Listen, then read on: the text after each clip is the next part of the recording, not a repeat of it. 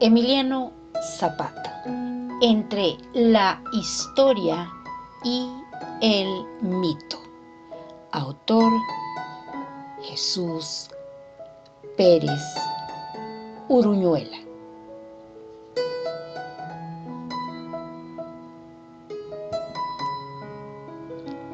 Capítulo 16. Fraccionamientos en territorio zapatista.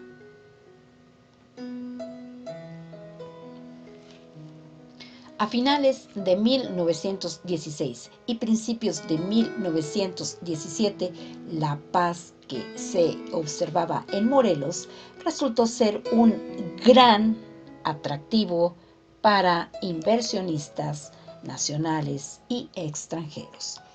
No fue solo la idea de adquirir un terreno para disfrutar de la generosidad climática del Estado, sino la especulación financiera sobre las diversas opciones de negocios que ofrecía el visible renacimiento económico, resultante de las acciones llevadas a cabo por el zapatismo en pro de la reforma agraria local.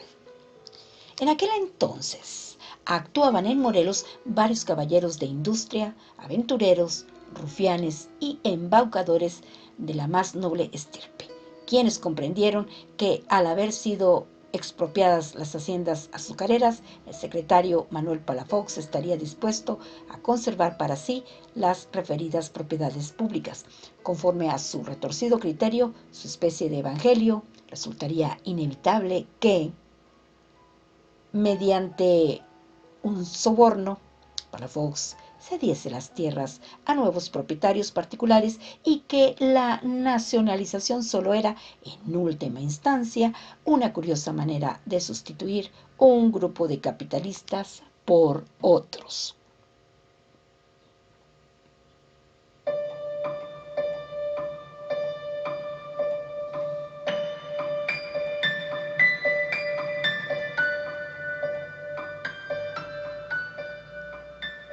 El más vivo y persistente de estos personajes era un hombre originario de Nueva Inglaterra, que se había pasado los últimos 20 años en México. Hubert L. Hall, hombre de negocios, mormón y bien enterado de los asuntos de su país adoptivo. Hall causó muy buena impresión en los norteamericanos que lo conocieron.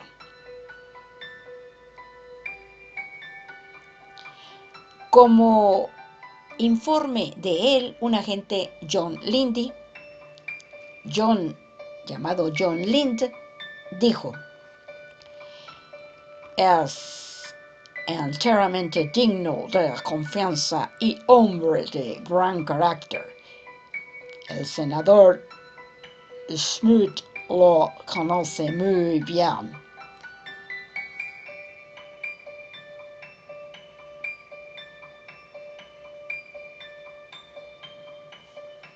Morelos tenía un interés especial para Hall.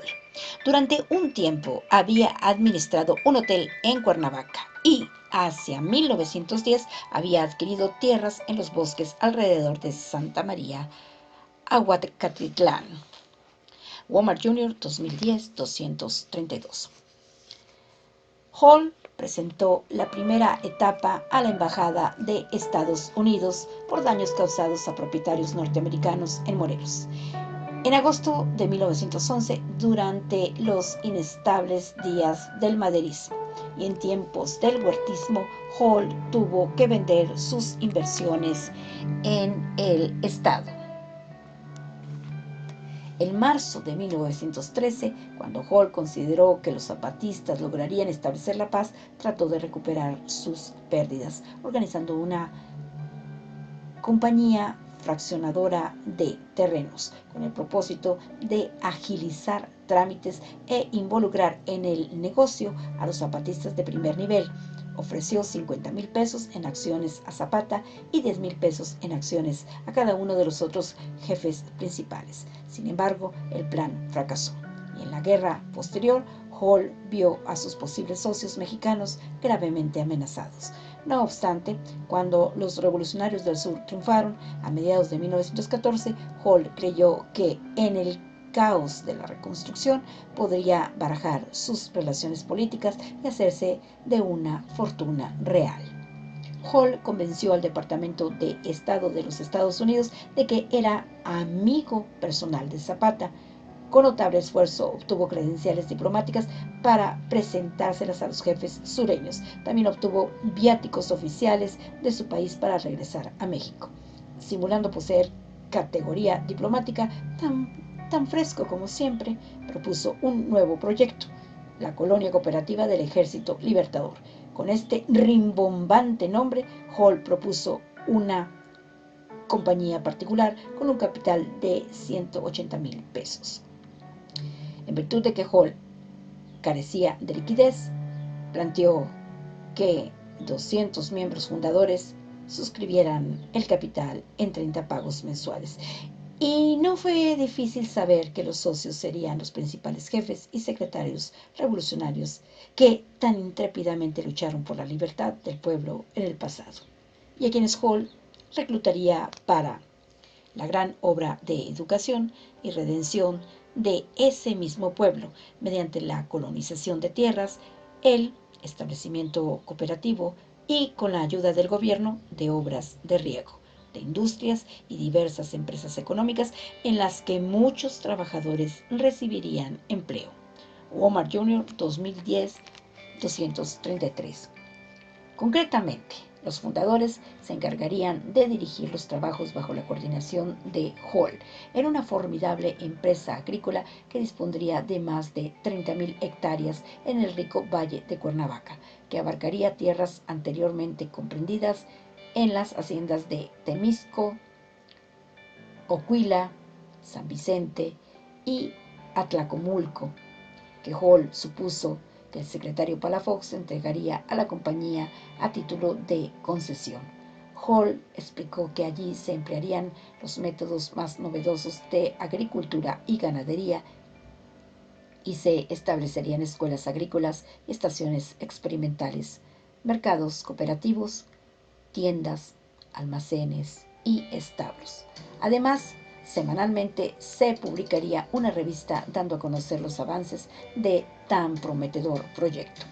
Además, Hall comprometió una generosa prestación que consistía en otorgar una acción del activo de la compañía a la cabeza de cada familia de trabajadores de la colonia, otra a cada pareja casada, una a cada niño en la familia y una más a cada viuda.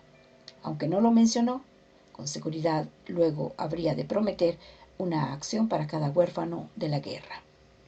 Si otros grupos de 200 revolucionarios querían fundar colonias afiliadas, estarían en libertad de hacerlo, y si las tierras les resultaban insuficientes, podrían tomar campos de las haciendas o pueblos contiguos, naturalmente sin perjudicar sus derechos.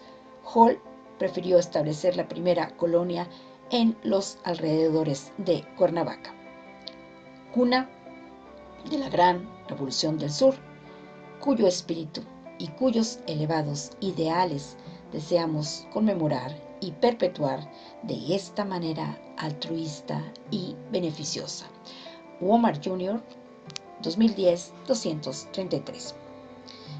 En su primer y único volante aparecido en el mes de marzo, afirmaba que ya se habían suscrito 70 fundadores, entre los que figuraban Manuel Palafox, Otilio Montaño, Lorenzo Vázquez, Leobardo Galván, Santiago Orozco, Genaro Amezcua y Antonio e Ignacio Díaz Soto y Gama.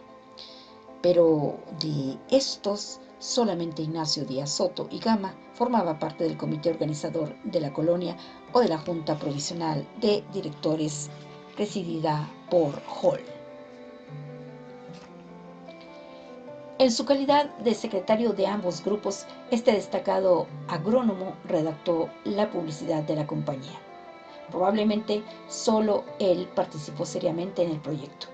En la traducción al inglés que Hall hizo del folleto publicitario, modificó algunas de las afirmaciones más aventuradas de Soto y Gama, donde, por ejemplo, el original decía que todos los demás prominentes jefes del ejército convencionalista se habían inscrito como fundadores. Hall escribió que se han enviado invitaciones al general Zapata y a todos los demás oficiales principales del Ejército Libertador para que se inscriban. Omar Jr. 2010-233-234. Nunca se exhibió un documento que indicara que estos jefes o los demás nombrados hayan hablado siquiera con Hall y mucho menos firmado solicitudes de inscripción.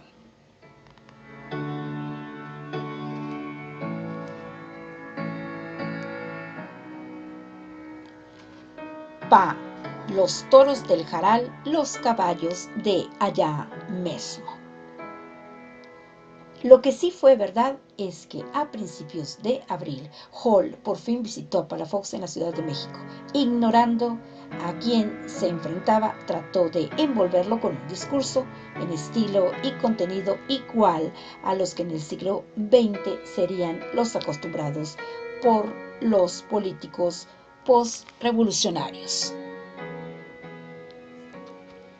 Deseando ayudar, declaró el buen mormón, a la gran labor humanitaria que el gobierno mexicano está emprendiendo ahora en sus esfuerzos en pro del beneficio económico, moral y educativo y del progreso de sus ciudadanos, especialmente en la cuestión agraria que durante años se ha estudiado, en la cual me he interesado profundamente, tanto desde el punto de vista teórico como del práctico. He invitado a cierto número de ciudadanos a organizar una asociación de colonización cooperativa que trabajaría y cooperaría en conexión con el gobierno en aquellas partes de la República en las que se crea conveniente hacerlo y cuyas labores comenzarían en el estado de Morelos, que es cuna del movimiento revolucionario del sur y que ha tenido un carácter agrario tan pronunciado y contando con una respuesta cordial y complaciente de más de un centenar de los hombres más destacados del gobierno militar y de las clases de los funcionarios, los agricultores, los artesanos y los comerciantes que han manifestado un intenso deseo de iniciar los trabajos lo más pronto posible. Y con ese fin hemos organizado una organización provisional para dar los primeros pasos necesarios para la realización de nuestros deseos. Omar Jr. 2010-234. Palafox, con su inmutabilidad característica, escuchó la vehemente y prolongada verborrea de Hall, quien finalmente solicitó la concesión de tierras, considerando que su petición era por demás razonable y moderada en comparación con las concesiones y atractivos que a los colonos les ofrecen los gobiernos de Canadá, Australia, Argentina, Brasil y Estados Unidos.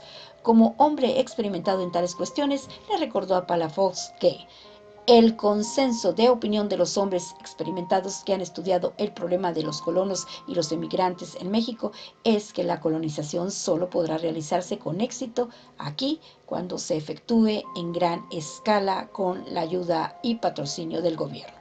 Omar Jr. 2010-234.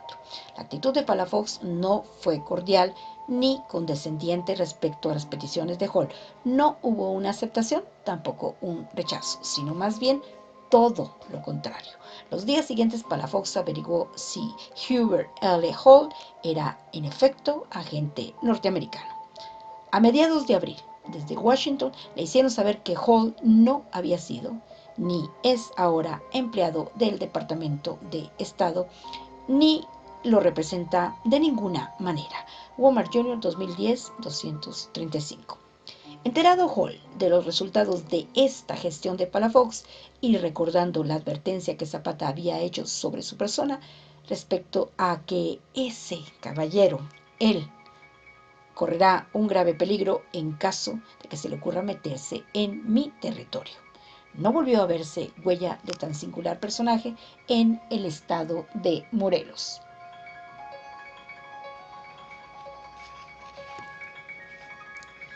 Bibliografía: Walmer Jr., J. 2010. Zapata y la Revolución Mexicana. México, siglo XXI. Editores. Aquí termina el capítulo número 16, el capítulo 16 del libro que se titula Emiliano Zapata, entre la historia y el mito, cuyo autor es el licenciado Jesús Pérez Uruñuela. Son las 7 de la mañana con 52 minutos. Faltan solo 8 minutos para que sean las 8 de la mañana. Hoy es un fresco y bello día, viernes 12 de noviembre del 2021.